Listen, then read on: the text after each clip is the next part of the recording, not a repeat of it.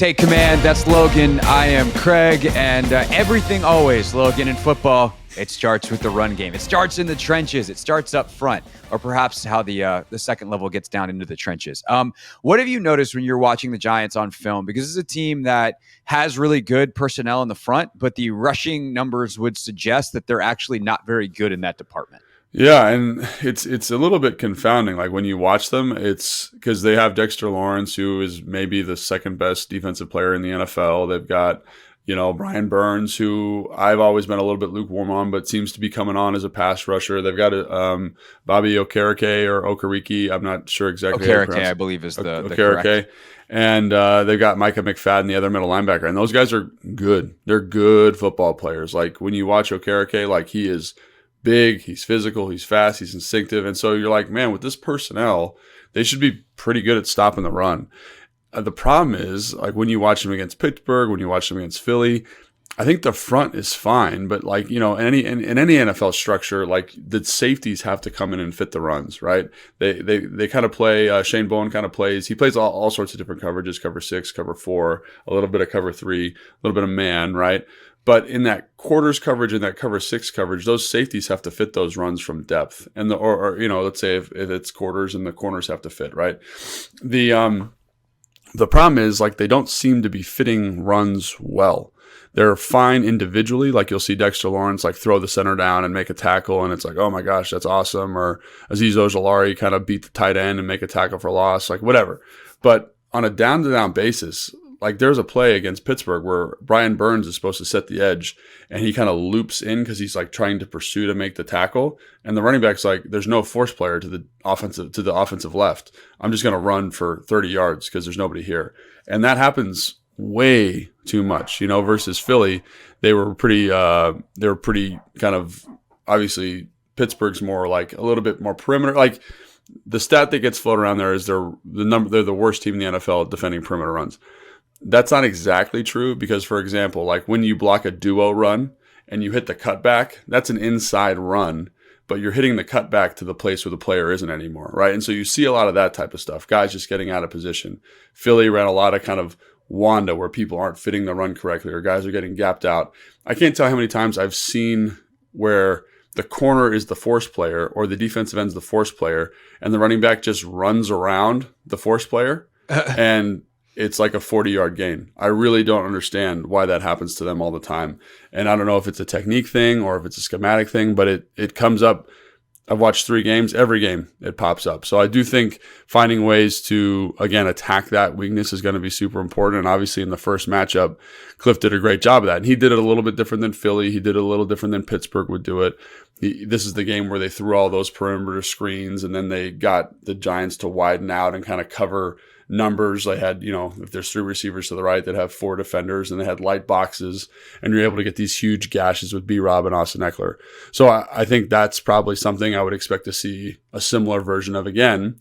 But I think Shane Bowen's a smart guy. I think he's going to find a way to kind of say, hey, how do we take away these quick screens and how do we kind of force them to run the ball in a more conventional way? And that being said, I think Cliff has done a good job of saying Jayden's playing better. We don't need to throw as many screens. We can run a more conventional, traditional offense. So that's, again, like we talked about at the top, like, obviously we need to run the football. How do we run the football? From the first matchup in week 2, like we've changed in terms of how we run the football. And how does that now fit into Shane Bowen? And how does Shane Bowen now fit off of what he anticipates us doing? Time for the Craig has stats portion of the podcast. I got to shout out our guy Sam Fortier who looked this up for me. But the Commanders' rush success rate. So success rate is basically on first down, do you get half the yardage you need on first and second down, or do you get third down? Obviously, to be successful, you need all of the yardage. So if you're at first and 10, do you get 5+ yards? If you're second 8, do you get 4+ yards? That's the thresholds for success rate. Commanders' rush success rate is 42.5%, which is 7th in the NFL overall. But what I wanted to do was test my theory. Logan, we talked about this on the pod on Tuesday of Brian Robinson's efficacy. And this doesn't even paint the whole picture of B-Rob because I would love to know like their play action success rate, for instance, when he is on the field versus not, when he's the guy getting the ball fake versus not. but they're 42.5% in general. The number one team in the league is Detroit at 46.9. If you take just B-Rob's runs, 48.4. Oh, wow. So they would be first in the league if you just take the Brian Robinson runs. Their Commanders' rush success rate without Robinson on the field, 33.7, would be 26th. Wow. So B-Rob is absolutely killing it. And the offense as a whole is way more effective with him. And I do like when I hear you talk about like, oh, the contained players are not doing their job. If you're Shane Bowen, I don't know what you do about that. Like there's no scheme that you can pick that's like, oh, okay, this is how we fix the fact that we can't contain anybody. This run fit doesn't have a contained player.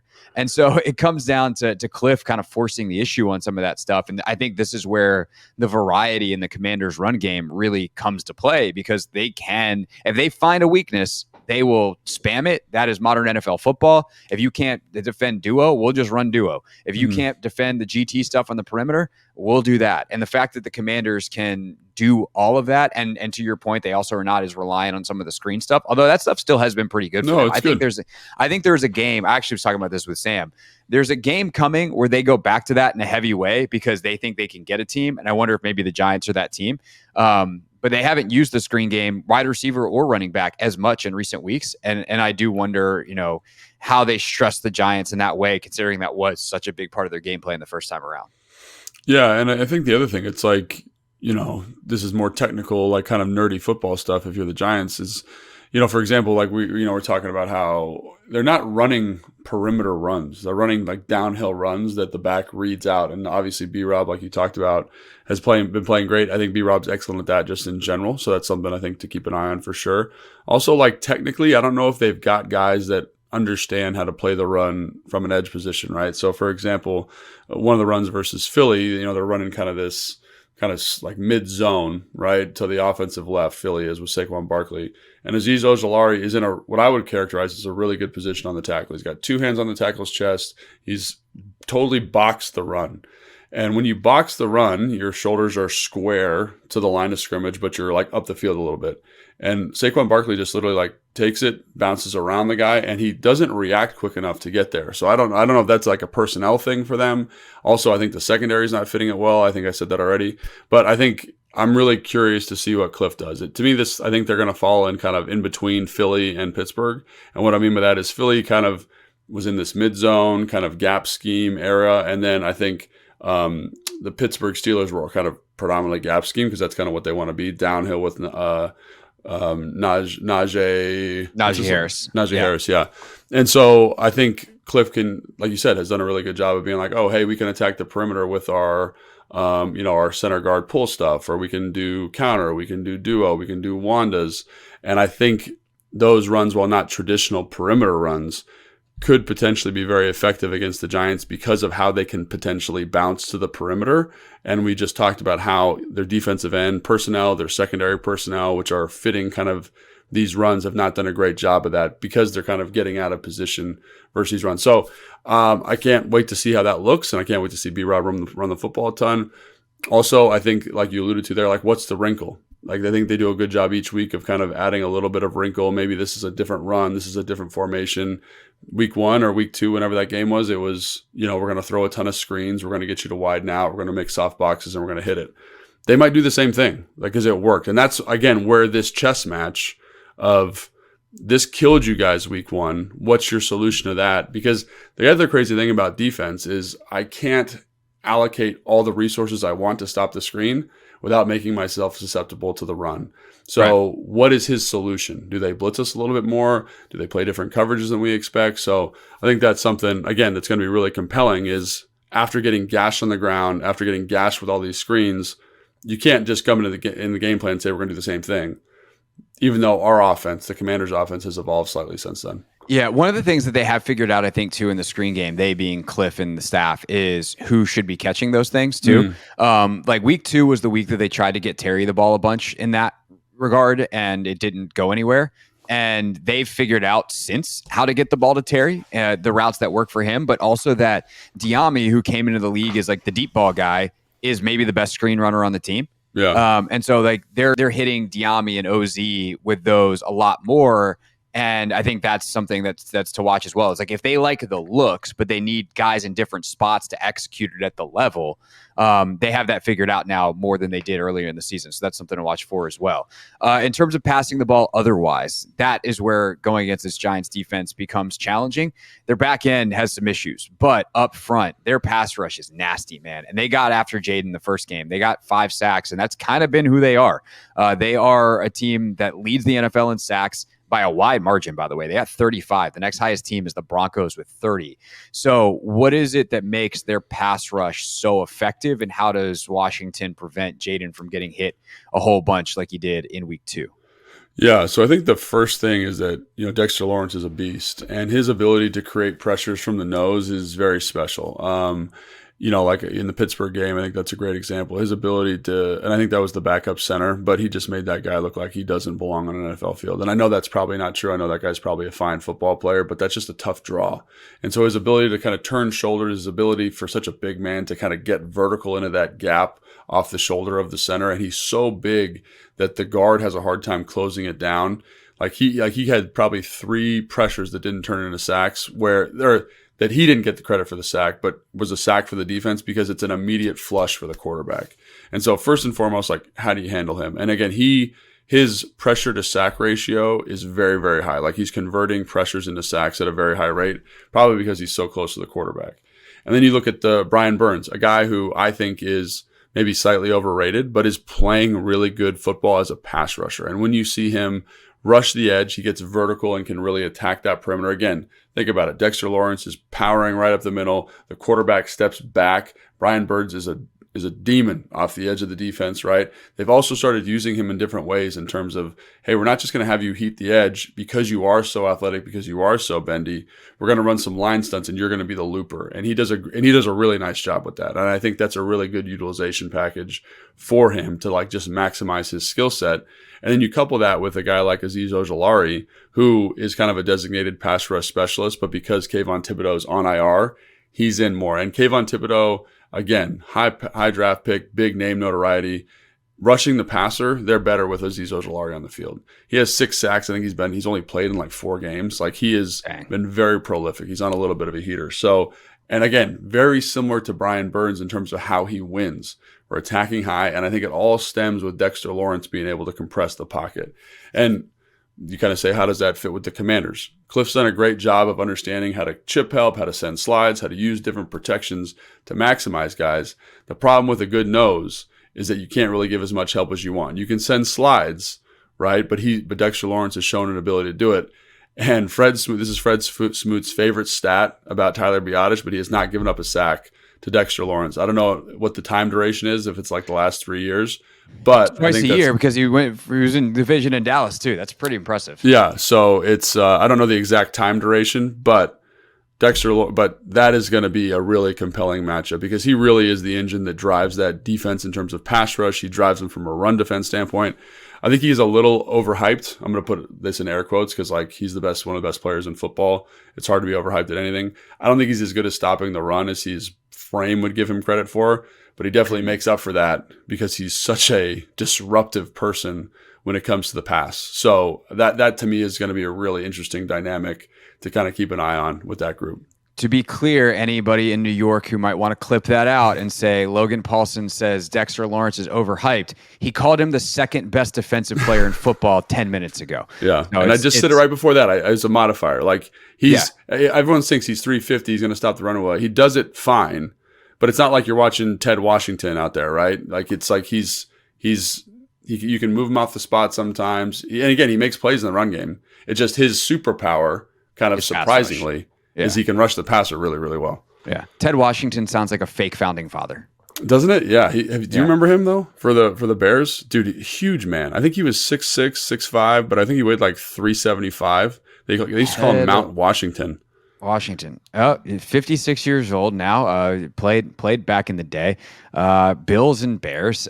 He weighed 375. He sure did. He was 6'5", 375. Big man. I did not remember Ted Washington. You don't get a nickname like Mount Washington unless you're absolutely enormous. No, but it does sound like he signed the Declaration of Independence with Benjamin Franklin. I'm just saying. The back end of that Giants defense, real quick, they've obviously had some issues. They benched Deonte Banks last week. They've come out and said like he's back in this week. That was a temporary thing. Why have they struggled so much? And is this something that Washington, like if you're Washington, is this hey, we need to take advantage of it because they're bad in zone and miscommunicate things, or there's a ton of air? Are they bad in man to man? Like what's the back end stuff, and how does Washington take advantage of it? I don't know. I really don't know, because like when I watch them, I'm like, they're actually playing pretty good. You know what I mean? Like to my eye, again, are they perfect? No, like they're not like a top 10 secondary or anything like that. But they've got Banks matching the number one receiver usually, and that's a tough draw. Like obviously against AJ Brown, I think he did some good stuff, but AJ Brown's top 5 receiver in football. He's going to make you look like a fool sometimes. Drew Phillips, the guy from their slot player, Andrew Phillips, is playing exceptional football as a run stopper and in man-to-man coverage. Does he get beat?